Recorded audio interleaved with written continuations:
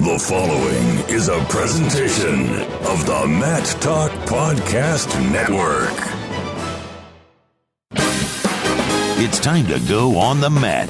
The Cedar Valley's longest-running radio show devoted entirely to wrestling. Brought to you by Rolling Ford and the National Wrestling Hall of Fame Dan Gable Museum on 1650 The Fan.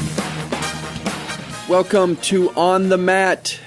I am Kyle Klingman of the National Wrestling Hall of Fame Dan Gable Museum, joined by a man who has the best two front teeth in all of wrestling, Andy Hamilton of TrackWrestling.com. Welcome. It's a pleasure, Kyle. Man, you want to let everyone know about your two front teeth? You got three knocked out in baseball? Well, I got one knocked out sophomore in high school. We were playing Cumberland Messina. They were ranked number 1 in the state. We were ranked number 2. We were up 13-0 on them. 5th inning, 1 out, bad hop ground ball, and I ate it. Lost one of my front teeth. Ended up having to have implant bridge put in about 5 years ago, and went about 3 months with a 3-piece prosthetic in the front that I could take out. Yeah. That was always good for some pranks. I got KJ Pilcher of the Cedar Rapids Gazette really good one time where he thought I had knocked my 3 front teeth out, hitting my face on the table while unplugging my computer. I sold that one pretty good. If I had ketchup, if I had a pack of ketchup, I think I could have gotten him to pass out. Man. I mean, This is kind of like The Hangover, where he's got that missing tooth the whole time. I mean, boy, what a great opportunity. Paul Bradley, he's kind of the same way. Bradley, Tony Ramos. That's right. That's right. Share that with those guys. We got a stellar show. We have Scott Goodale of Rutgers coming up, and Tom Ryan, head wrestling coach at Ohio State. 2 Big Ten juggernauts right now, Ohio State in the team race. And from my vantage point, we've followed wrestling about the same length of time. I don't know that I've ever seen a season where it's 50-50 one way or the other. One of these two teams are going to win, Ohio State or Penn State. I don't know if any other team even has a legitimate shot. I think in the past you might say, hey, Oklahoma State has some balance. They could be in the mix, or Iowa could be in the mix.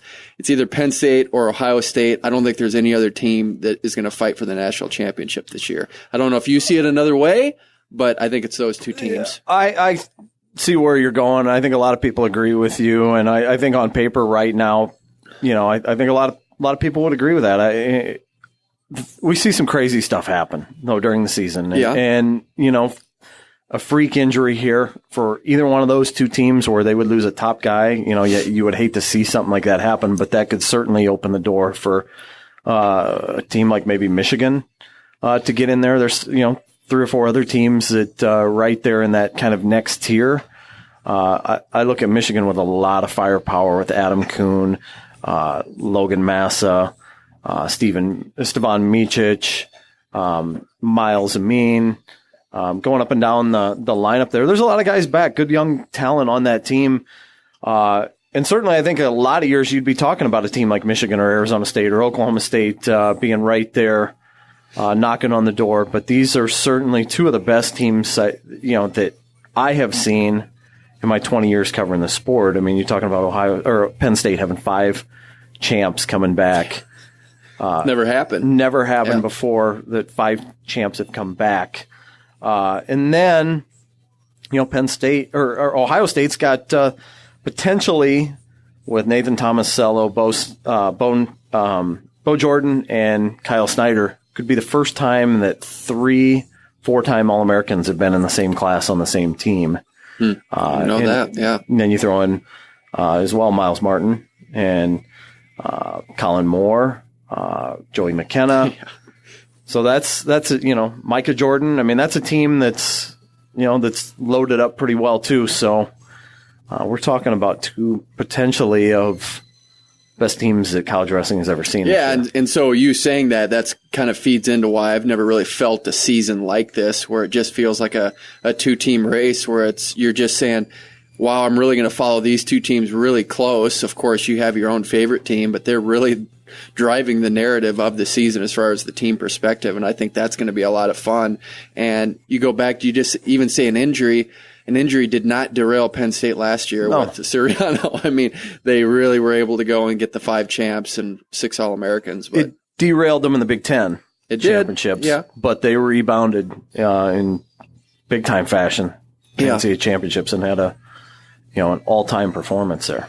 So the other two trophies, though, if we do think that Ohio State and Penn State are the clear number 1 and 2, you're right, though. Michigan, even with all those guys, I think they have a solid core group that, especially coming back from injuries, they had 3 guys redshirt because of injuries. They're going to be back in the lineup. Oklahoma State's solid.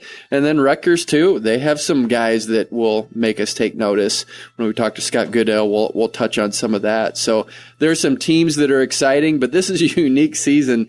And it's fun because you're really not talking about the traditional powerhouses from 10 years ago. Those teams are no longer in the narrative in the driver's seat right now, and it really is Penn State and Ohio State show right now for the last 7 years. It's been one of those two teams. Penn State's won 6 of those 7, but they've shown why they're the great teams to beat. And Ohio State, as you know, they were making that run. They placed second twice to Iowa a couple of those years when Iowa had their run with Tom Brand. So Ohio State's having a fun run of their own, and I'm sure Tom Ryan will touch on that as well. Yeah, and you look at it, there are no 2 better wrestling hotbeds in the country for high school wrestling and talent than Penn State, Pennsylvania and Ohio. And those 2 programs were dormant for a long time, at least in terms of the championship conversation throughout the 80s and 90s. And,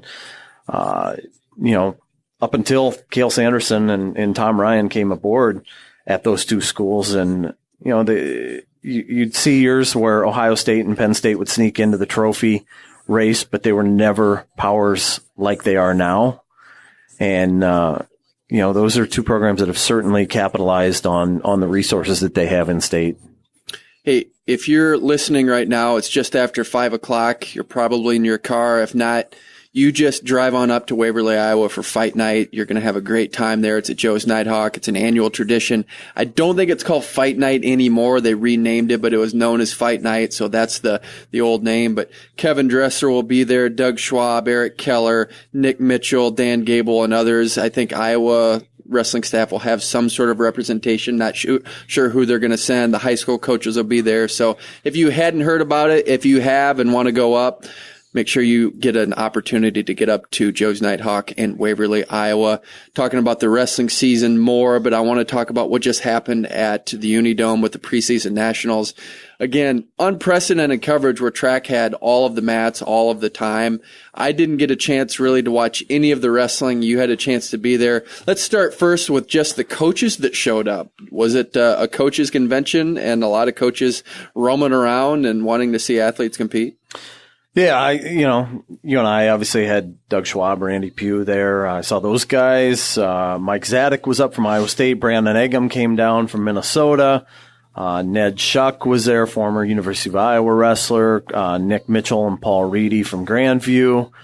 I think Jason Bryant said there were about 25 colleges that were represented there. So I don't want to name any more than just those guys, just because I'm sure I'm going to forget somebody. But, those were the guys I had a chance to visit with. So pleasure to get to talk to them, and certainly a fun event over the weekend. Man, I saw your interview with Mike Zadek. That beard is absolutely epic. I mean, that is just awesome when you see that on screen. I think that he sets the gold standard for you, Kyle. I think that you need to go after that. God, I mean, does he have any plans to shave it? I mean, the guy is it's legendary now.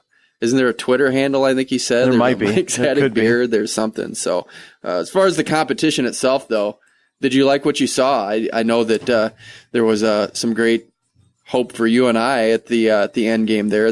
One of the outstanding wrestlers happens to be a UNI recruit. Talk about his performance. Yeah, Drew Bennett from Fort Dodge took out 3 nationally ranked opponents on his way to the title at 126 pounds. And coming into the tournament, just looking at who was registered, I thought 126 in the junior-senior division was probably going to be the toughest weight. And we had some guys in the tournament that were registered that didn't show at, other weights as well. And kind of hoping that we'd get to see all of those guys. But, Bennett had a strong performance. Another future Panther, Kyle Biscaglia of Waukee, won it at 120.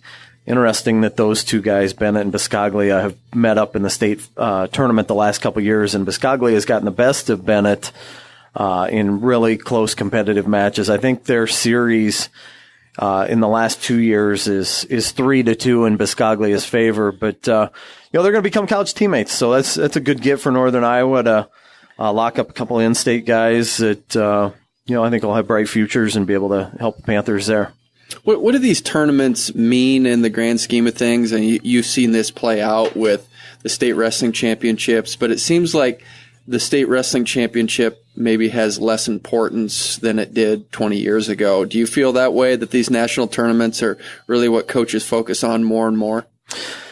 Well, I think that they've grown to such a level that you just going to see these top level kids compete so much more now, and their names. When I first got into this, 19, 20 years ago, you would see guys that would sign in the spring, guys who would catch fire, during their high school senior season and put themselves on the map. I remember Phil Ketty was a guy that Iowa got late, and a guy that really burst onto the scene late. I remember Tim Dudley from Nebraska, a guy that from South Carolina that had a big senior season and was a late sign for Nebraska. I think Jordan Burroughs was a late sign for Nebraska as well, and there's just so much more exposure to these kids now with the big time tournaments, with all the matches that are readily available online now, that it's hard. I've got to think it's harder and harder for coaches to find that diamond in the rough now because of how much these kids are getting out and competing. They're out there certainly, but these kids are getting so many more opportunities to compete against each other, against high level kids. And it was interesting over the weekend. Isaiah Martinez tweeted out, and I'm going to screw up if I try, reciting this tweet verbatim, but he's like, these kids are so much better than they were even when I was in high school. And in the level of skill, it's incredible how much wrestling has progressed at the high school level in the last 10 to 15 years.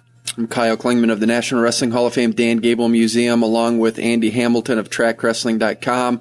Scott Fensloff always makes sure to run the ship, and it is his ship. He made sure that we know that he's driving this. We're thankful for him for that. And another topic with that. Now, we're talking about signings, and we talk about these kids that sign, or you hear a verbal commit. I know from my mentality, when I hear someone say they've committed to Nebraska or Penn State or wherever it is, I just say, we'll see, because of so many times you just see these kids back out, or they might transition to different schools, or they might even transfer during their time at that school. I'm always thinking that, like, hey, we'll see what's going to happen. Why do you think that is as we go along? Why do you think there's just this need to get that out there, that I'm going to a school, instead of really thinking it through and saying I'm going to commit to this school? It seems like it's kind of like pro sports a little bit, that these teams are just transfer wherever you want to go. Yeah, it's happening, and we've seen it happen in the last decade in college football and college basketball, and wrestling was one of the sports that was kind of late to the party. With it used to be you couldn't talk. You couldn't have home visits with kids until they were July 1 of their senior year. That was kind of like the start date for the recruiting process. And there were some things you could do prior to that with letters and things of that sort, unofficial visits. But they moved it up. They moved it up. The contact dates, and it's more in line with the way things are in other sports. And I think that's why we're seeing it. The kids are making up their mind earlier and earlier. And then maybe realizing, the process goes longer between when they commit and when they can put their name on the dotted line. And so that, creates more time for other schools to come in, creates more time for the kids to have second thoughts. There was one instance, I remember about 3 or 4 years ago, where Iowa got a commitment from Jason Renneria from Illinois, and then Justin Mejia from California committed the next day, and it was, I don't think Iowa was even recruiting him to that point, but he wanted to go to Iowa, and he saw another lightweight committed, and he kind of wanted to plant the flag for himself there that he was going to go as well, and so he committed before, Iowa could even talk scholarship money with him. Huh. Well, they get down the road, and then Iowa winds up with a commitments from Spencer Lee and Gavin Teasdale. And so they've got 4 guys for, what on paper looks like 2 weights, and only one of them is going to wind up a Hawkeye. And that's Spencer Lee. He's the only one that's stuck with the commitment. So, when guys are being forced to make earlier and earlier decisions, I think you're going to have stuff like this happen. Even going back, I mean, you know this history, and I'd like to kind of just elaborate on that in the last few minutes. If I remember right, Mark Perry was in a recruiting class, and I think he was the only one that made it. I think there was Billy Murphy was there for a while, and some guys that Tom Brands had recruited, or there was something where I think at the end game, Mark Perry was it. Yeah, I think Billy Murphy's later. But Billy Murphy originally signed or committed to Virginia Tech, and then he was part of that transfer group. But I think when you talk about that, I think Isaiah Martinez or Israel Martinez, Izzy style. He was up at the Dome coaching guys this past week, and he was in on the same visit weekend. Yeah. I think Mark was talking about Todd Manili. I think he was talking about Mark Mueller. They were guys that some of those guys wound up at Iowa, but that was the core that he thought he was coming in to compete with. He thought Mako was going to be part of that group as well. He thought that this is going to be the nucleus of the team that brings Iowa back, and then a couple years later, he's the only one on the roster still. Yeah, exactly right. And so when you say that, I mean, and there's just a lot right now where you're trying to look ahead and say, hey, where does Iowa fit 5 years from now? And I think they're doing that with Penn State especially. I think that's really dangerous because you don't know what's going to happen, especially with some decommits and getting guys into the program, getting into the fold. And I don't know what the numbers are. I just think it always draws a red flag when you see someone commit and then they decommit. And I don't know if it's just 5% and it just, you read that and you think it's more than it really is, but it's enough that you're taking notice that just because a guy commits to a program doesn't mean he's going to stay there by any means. Right, absolutely. And I don't know what the numbers are, but it sure feels like, the decommits in wrestling are trending upward significantly here in the last couple of years. We have to close out this segment, but it's going to be fun to stick around for the remainder of this show. We have Tom Ryan, the head wrestling coach of Ohio State University. He's going to be in our final segment. And then we have Scott Goodale. He's the head wrestling coach at Rutgers. And they have a good team, Andy. It's going to be fun to see how they play out. And I know that they were going to wrestle at Yankee Stadium, but they are not going to do that any longer. So we'll talk to him about the upcoming dual meet this weekend. It's going to be on Saturday at their football stadium against Maryland, I believe, and Kerry McCoy. So we get a chance to talk with both those guys next on the mat, 1650 The Fan. 24 hours a day, 7 days a week. When all you want is sports, all you need is 1650 The Fan. We are back on the mat, 1650 The Fan. I'm Kyle Klingman of the National Wrestling Hall of Fame Dan Gable Museum, along with Andy Hamilton of TrackWrestling.com. Our first guest has a quality team coming up this season, and it happens to be a Big Ten team. Rutgers is part of the Big Ten, and they're looking to make some national noise, and I think they have the team to do it. Scott Goodale, the head wrestling coach of that program, is on the line with us. How are you, Scott? Good. Thanks for having me on. I appreciate it. Hope everything's going good with you guys out there. It's going pretty good, but we have a really sad co-host because you took the dual meet this weekend away from Yankee Stadium.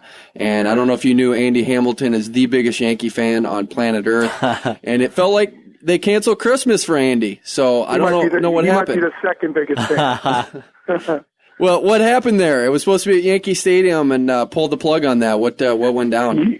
I was at Game 5 with the Astros, and I was actually with the people. My son and I were with the people running the event, and it got to the 5th inning, and he came down from his office and said, Coach, you know what? If they make the World Series, there's no way this is going to happen. And basically he was telling me right then and there that it wasn't going to happen because he was explaining how they had to bring in a whole new turf, which I didn't know. I thought that's the nicest turf I've ever seen. You can play football on it. Evidently you can't. So they have to bring in a whole new turf, and it takes about 2 weeks. So they didn't make the World Series, but it didn't matter. It was still going to be a rush. And then with tickets and sales and merchandise and all that stuff, they just decided to pull the plug and put out Rutgers, which really makes our Rutgers people, our Rutgers football fans happy. Not so much our wrestling fans, but our football fans.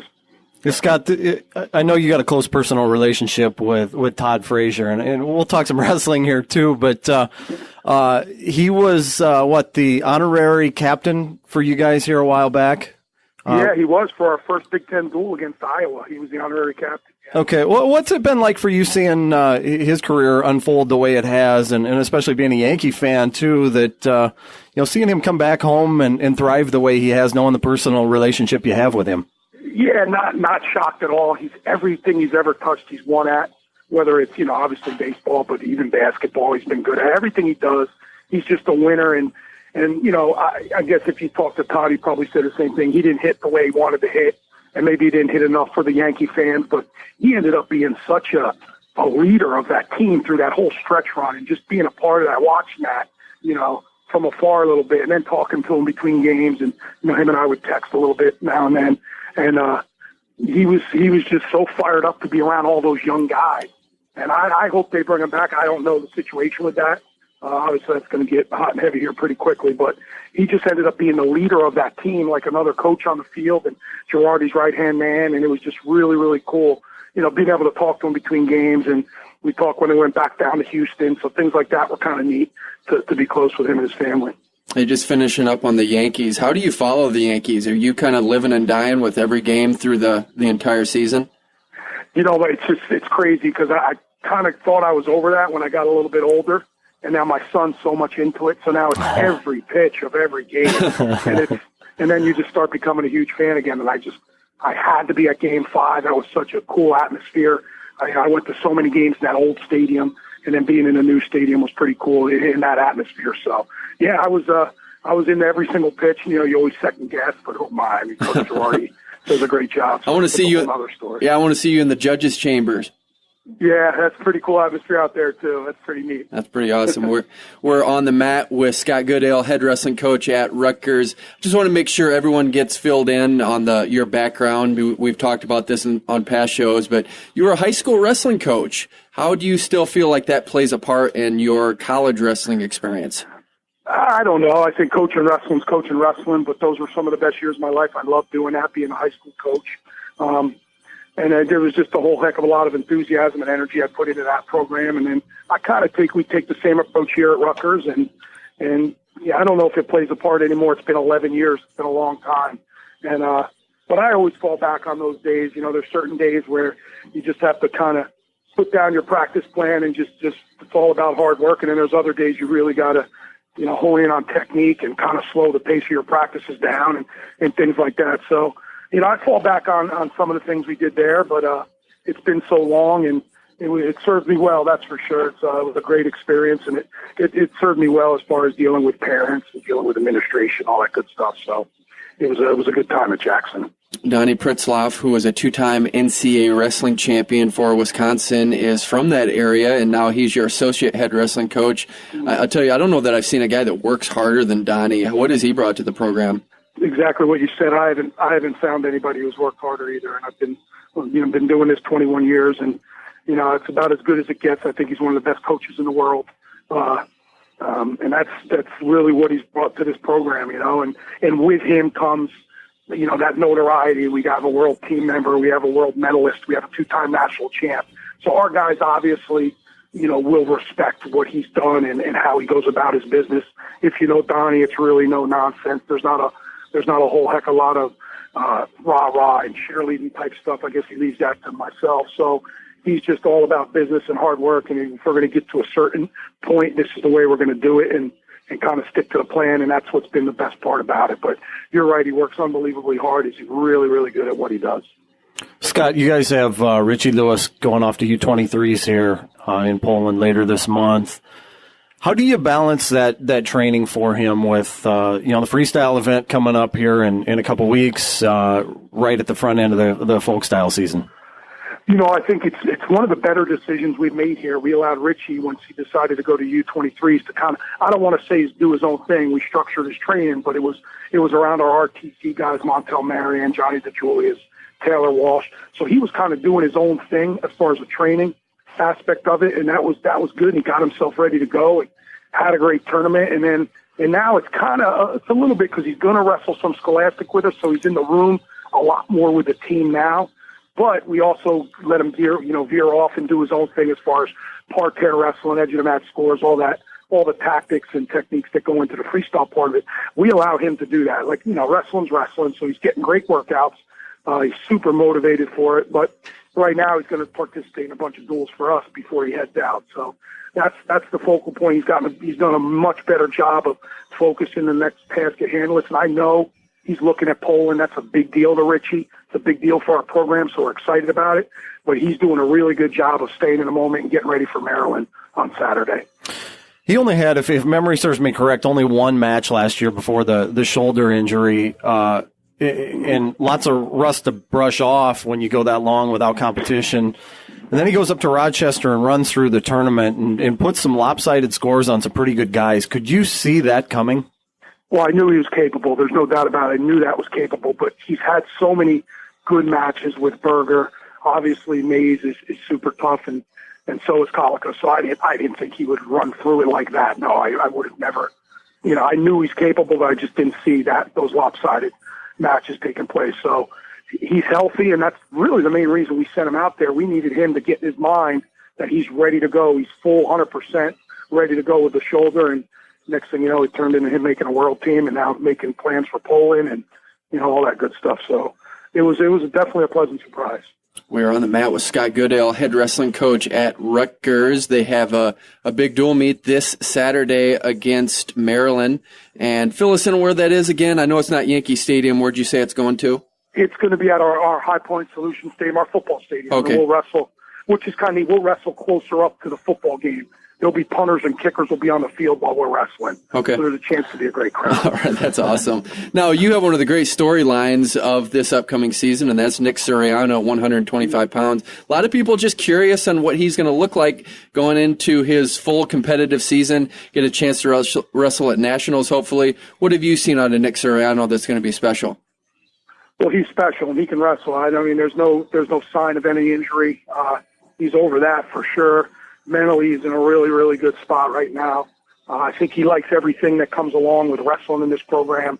It's a great wrestling state, and maybe a little bit different from schools like Penn State. I know they love their wrestling at Penn State and Iowa and Ohio State, but they also love their football and they also love their basketball. Right now, this is a sport where he's front and center, and he's front and center on campus, and he's front and center with the student body, he's front and center with the alum, and they all know about it. It was a big story, and it's yet to be seen whether he likes it or not, how he, thrives under that pressure, or whether I would assume he's going to thrive. Just everything we've seen, he's really, really good. And, it's something like an injury is the only thing really holding that kid back. And, if that doesn't happen last year, he probably wins a national title. That's just my opinion. And I know a lot of people may say that's, a little bit much, but I just think he was in a great spot last year. He's picked up right where he's left off, and he's wrestling really, really good right now, and he's super hungry. Well, there was kind of a transfer saga over the summer. A lot got lost in translation. What really happened there? Well, there's just rules that nobody knows the rules. Nobody knows the rules, and I've been informed. I've been on them. I've seen the message boards, what people are saying. There's rules that take place, and it never went to the NCAA. It was a committee at the Big Ten that had to, pass or sign off on a waiver that Nick had to write. He had to apply for a waiver, and that was the bottom line. And obviously, he has his side of the story. Penn State has their side of the story. At the end of the day, the Big Ten decided that this was good enough for him to come home and compete right away. And that's what that was all about. So whether he had to sit or not, it all came down to what the Big Ten committee was looking at. And that's all that really was. And there were so many storylines and all these stories that were going on, and it got out of hand, and it was hard to keep everybody, away from it, so to speak, and keep it in-house. And we tried the best we could and kept our mouth shut and let the process take care of itself. And it worked out for the student-athlete in this particular case. Scott, can you fill us in a little bit on Anthony Ashnault and how he's doing? Sure. He's getting better. Right now, there's not a timetable. Obviously, we'd like him back sooner rather than later, as quick as possible, but he's getting better. He had 2 surgeries. He had a shoulder injury at the University Nationals, so he had that taken care of on July 6th. And then because his knee always kind of would balloon up on him, he kind of got a bursa sac removed from his knee while he was recovering from the shoulder. And that actually ended up being a bigger problem than anything else because it kept getting infected. So that's what really slowed the progress down. And, And the shoulder's getting better. The knee's obviously fine at this point. So he's trying to get back. Who knows where it'll take him. And I've said this in our press conference and to a bunch of reporters, it'll be up to him when he wants to come back, and he deserves that. He's earned that right to let us know, listen, I'm ready to go to compete at the highest level. I'll let you know when that time is, and we'll allow Anthony to make that decision. We're on the mat with Scott Goodale, head wrestling coach at Rutgers and part of the Big Ten, and you have a Big Ten dual meet against the University of Iowa December 8th at the Rutgers Athletic Center. Do you feel like there's some buzz already going for that? There is. That's a big ticket for sure at our place. There's obviously we see an opportunity. I'm sure they, feel there's an opportunity to come into Jersey again and recruit the Northeast with a big win. So, that's something we've looked at. It's something that's circled, and then this is going to be boring, right? I'm going to take it one day at a time and just get ready for Saturday. Right. But there's no doubt people are talking about Iowa, then Ohio State, Penn State on our home schedule. So, it's a big home schedule this year, like it was 4 years ago when we first got into Big Ten. But that's the first one in December, and people are pretty fired up about it. How do you pick the Midlands over a Southern Scuffle?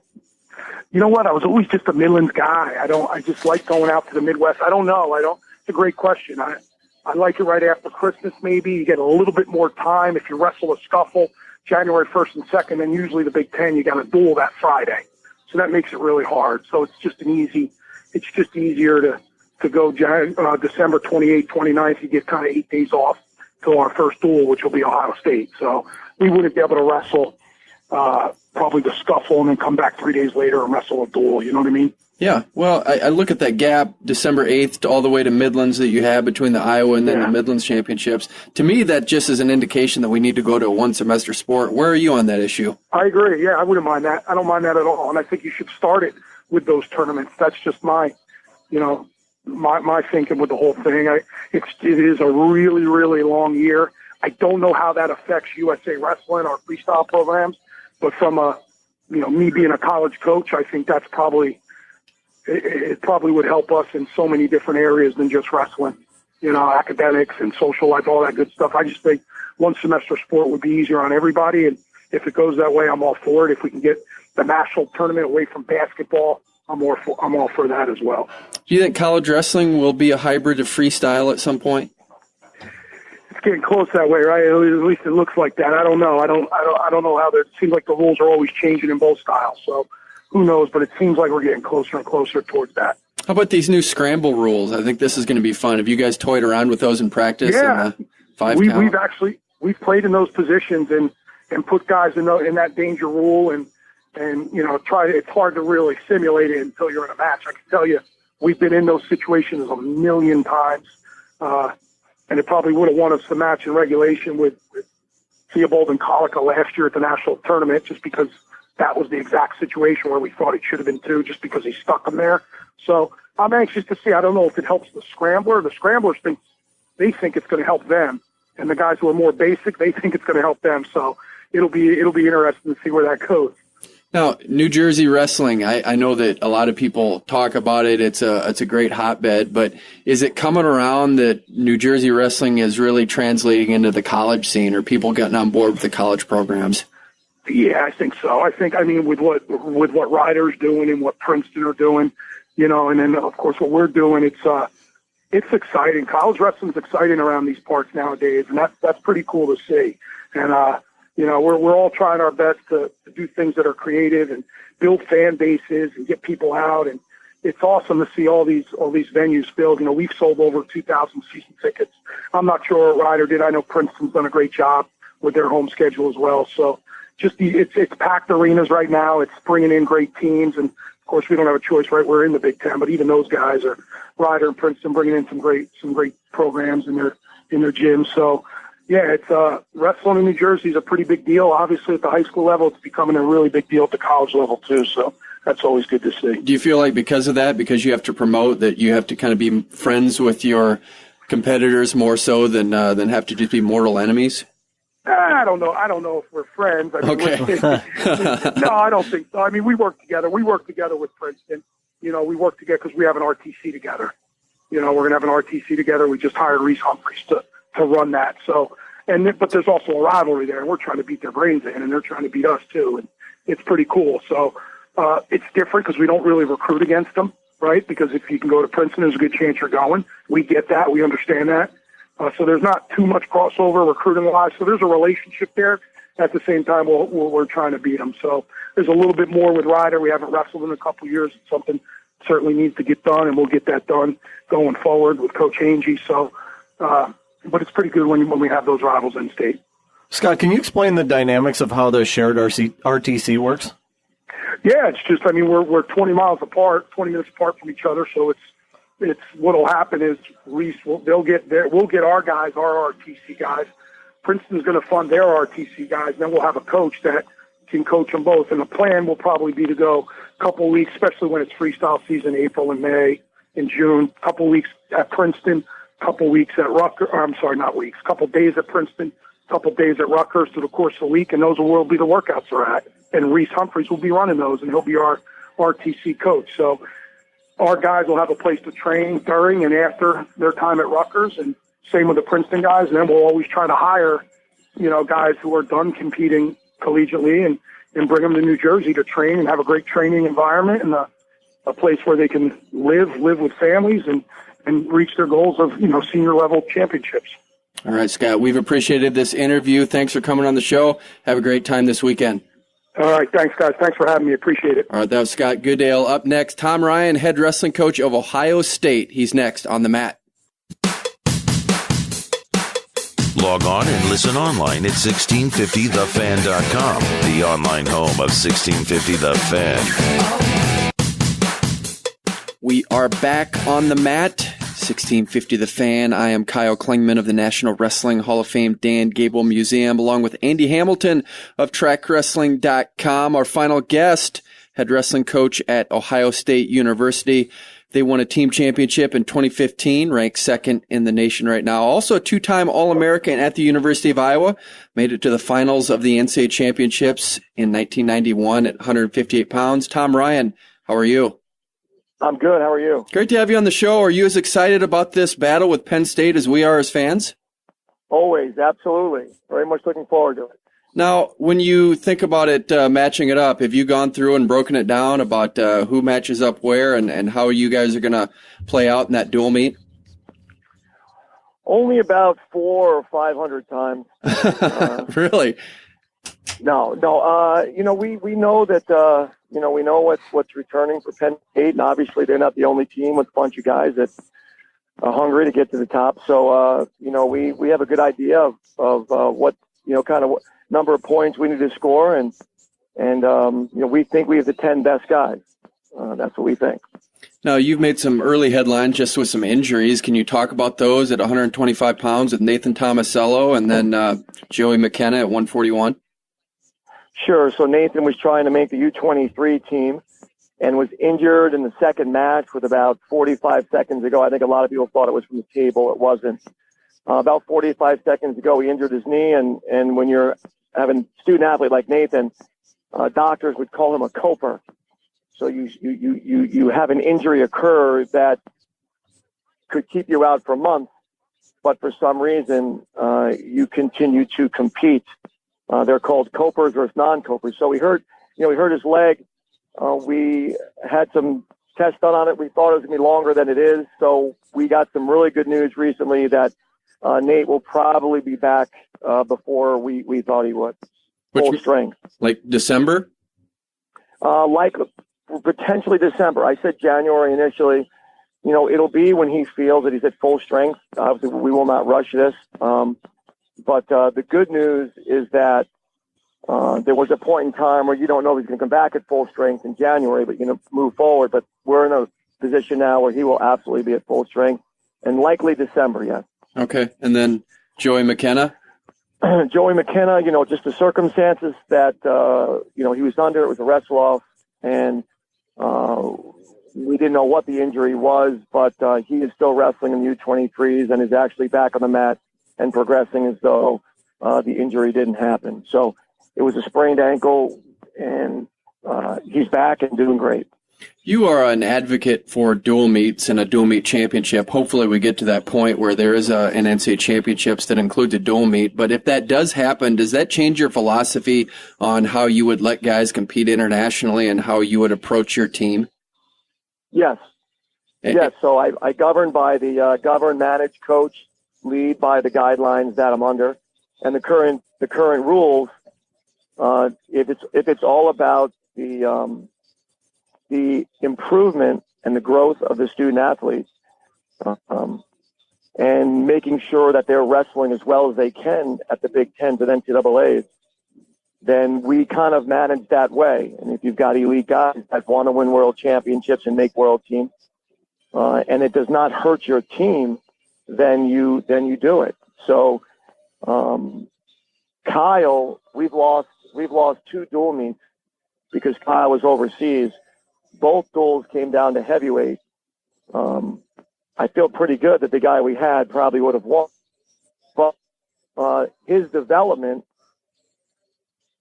to me, was of greater importance than the potential of losing a dual meet that had less significance in his development. I guess at the end of the day, that's how I've approached it. So, yes, I would absolutely change some things. If every dual meet had implication in a college wrestling playoff, then we would make sure that throughout the season we won those dual meets or put ourselves in the best position to do so. So what, as a coach, what do dual meets mean to you right now? Do they have any value or significance? Yeah, they have, so if significance is measured from 1 to 10, there are 9. On that night, there are 10, but because there is no long-term, there is no longer-term significance. The only significance of a dual meet is that particular night and the ego of the people involved, right? But if the event could cause something that could cause us greater pain down the road, like not being involved in the National Dual Meet Championship, that's the only way it could be more significant. Right, so they're incredibly significant. I want to win every time. I want my fans and season ticket holders to see a great team perform and compete. But we can look at Ohio State versus Penn State the other night.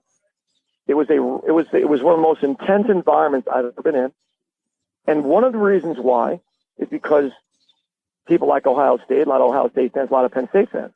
But the number one reason why that game was so intense was because everybody in the place.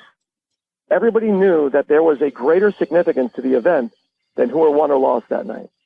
That's why it got the greatest viewership of any college game in history. There was a lot at stake. And we have got to make dual meets have a greater significance than they have. So the long and short of it is I like winning. I hate losing. But I also hate losing when I can't attain what I want 3 months later because of a defeat that happened in November or December. We are on the mat with Tom Ryan, head wrestling coach at Ohio State University. Kyle Snyder is a 3-time world and Olympic champion, and he's 21 years old. When he walks around campus, how does he get viewed by just the general population? Does he have an aura about him that people know who he is? Yeah, it's yes, he does. He's very well respected among his obviously the team, but also even in the general athletic department, the football team. He's going to be speaking to them on the 19th, I believe. He's coming in to share with them. There's just a lot of they know they know what he's accomplished, and it's really nice to see the value that others place on him, and not so much. I think they know him because of what he's done, but really who he is and how he represents himself. He's an Olympic champion in life, right? He manages his life incredibly well, and people love him. So yeah, he gets a lot of attention on campus, and handles it incredibly well. Tom, when we were out at the Olympic Training Center this summer, I think you told me the Iron Man when Kyle was a sophomore, I think was when you first got exposed to him. What did you see then, and what did you think then he could become one day? Yeah, I knew he was really good, right? He won the Ironman as a sophomore. We knew that. And it wasn't until I really got to know him more that I realized there was something incredibly unique about the way he thought. He probably has greater control of his thoughts and his mind than any student athlete I've ever coached or been around. And I've been really fortunate to be around some really good ones. So that, his junior year, he won the junior world. He committed just before then. So he committed on New Year's Day of his junior year. We knew that he was special, right? Like just like Logan Steven, like I knew these guys were special, but to actually accomplish what you think is not utopia situation just doesn't really happen like that. And he's just been able to amaze event after event under the toughest circumstances against the toughest people time and time again. And so, I don't want to say he's exceeded expectations, but I would probably be lying if I thought that as a senior in college, he would have, 2 world titles, an Olympic gold medal coming in. I don't want to sound like a pessimist, but I mean, I'd be lying if I said that I could pretty much guarantee that would happen, right? So, it's been quite a ride, and I think part of it was, Logan setting a standard of winning 4 titles, and you get a guy like Kyle that says, hey, if Logan can do it, I can do it. And then it's kind of I guess it's what mass attracts mass, right? So that's kind of what's happened. Hey, Tom, can you help me understand Miles Martin a little bit? Here's a guy that wins it as a freshman, and then you just see glimpses of a guy that can pull the trigger any time. How is he going to be this year going into his junior season? Yeah, I think that, when Miles Martin believes, Miles Martin is really scary. He is one of the smoothest wrestlers I've seen. He just has a great feel for the sport. He works incredibly hard. He was hesitant to go down to 74 as a freshman. We saw some things that we felt, hey, if you're wrestling really well, you're good enough to win this thing. So he does as a freshman. Then the move up to 84, I think there's a bit of the physicality at the weight and just a style that has caused him a little bit of problems, and I think he's really done well at managing that. This off season was a good off season for him, and we think we've got the best 84 pounder in the country. We're going to see what happens. He did a nice job with Bo Nickel at the Big Ten, and got caught in a big move, a 6-point move at the NCAA's. In the round of 16 or the round of 8, and he just got to eliminate those things and just be more consistent. And it's more consistent with his thinking, not necessarily his training. It's just his thinking that, you're going to see the best me every time I walk out there. We're on the mat with Tom Ryan, head wrestling coach of Ohio State, and we're talking about the season. And I know Andy has other questions here. Yeah, Tom, you mentioned at the top about the injury with McKenna in the wrestle off. What's your plan there with how that will get sorted out with him and Keyshawn Hayes at 41 and 49? Who will go where? So, this is a really tough decision, right? I mean, when you have a tough decision like this one, I would say it's probably one of the toughest I've had as a staff. We've had as a staff. So you compile as much information. We looked at their DEXA scans, lean muscle weight. We set a best of 3 up. We watched them train in practice. You look at the size of them. You look at them compete against other guys in the room that are bigger or what. You look at the success Joey's had at 41 historically. You look at the fact that Joey has got to make the weight for the U23s, which is now a couple weeks away. And ultimately, we sat with both of them and discussed it, and we just realized that they both came to the conclusion that let's put McKenna at 41 and Keyshawn at 49. So despite the fact that we didn't get in the best of 3, right? Coach's nightmare. You assess the worst case scenarios. We were confronted with the worst case scenario. That was, we only got 1 in of the best of 3. And you've got, and the one that won is now hurt. So when can you wrestle off again? And how long do we push this thing back? So, I think we used what's critical in any decision. I think we compiled information. We used some common sense. The student athletes bought in. And so it'll be Joey 41 and Keyshawn at 149. Hey, real quick here as we have a couple more minutes. Is there anyone that dislikes Colin Moore? I mean, he just really won a lot of people over last year, and here's a guy I just think he's going to win the 197-pound class, and he's impossible not to like. What do you like about him? I like everything about him. I liked him the first time I met him. I love his dad. I love his mom. His family's special. There's really, he just, apples don't fall too far from the tree is what they say, and this is an example of that. We've got some guys in the program that are just from really strong family units. Their family valued the right things in their life. Kyle Snyder's got an older brother that was a West Point grad. He's a Ranger. Colin Moore just comes from a great family. They love the sport. They're humble. They're respectful. They just represent all the things that are really good about human beings. Right? We see lots of trash in the world when it comes to decision making, but when you're around men like this, for me, it just gives me even greater belief that men like this are not here by accident, right? They've all been created in the image of a God that loves them. And they really help me continue to pursue that belief. So Colin's a gem. All right. We've enjoyed having this time with you. We appreciate you coming to the program. It's going to be a fun season. Sounds like you're excited for it. And hopefully the next time we're talking about a dual meet championship with consequences. That would be great. All right. Thanks a lot for having me on, guys. Hey, appreciate it a lot. That was Tom Ryan, head wrestling coach of Ohio State. As we close out the segment, Andy, I wish we would have had another 15 minutes. I just felt like we were getting started there, and it's just fun to close out with a great coach like that. But just starting out, really was honest about how he would change up the season if he had to. Yeah, so many good things out of that interview, Kyle. I mean, we get the news on the injuries, and those are looking upward for Ohio State. I mean, to get Tomasello back earlier than scheduled, McKenna being able to still wrestle later this month at the U23 World Championships, and then also the news on who's going to go where. Interesting stuff on how they sorted out 41-49. Good show. We've had Andy Hamilton. We've had Scott Goodale of Rutgers, and then we ended with Tom Ryan, head wrestling coach at Ohio State. You've been listening to On the Mat on 1650 The Fan. You've been listening to On the Mat, the Cedar Valley's longest-running radio show devoted entirely to wrestling. Brought to you by Rolling Ford and the National Wrestling Hall of Fame Dan Gable Museum on 1650 The Fan.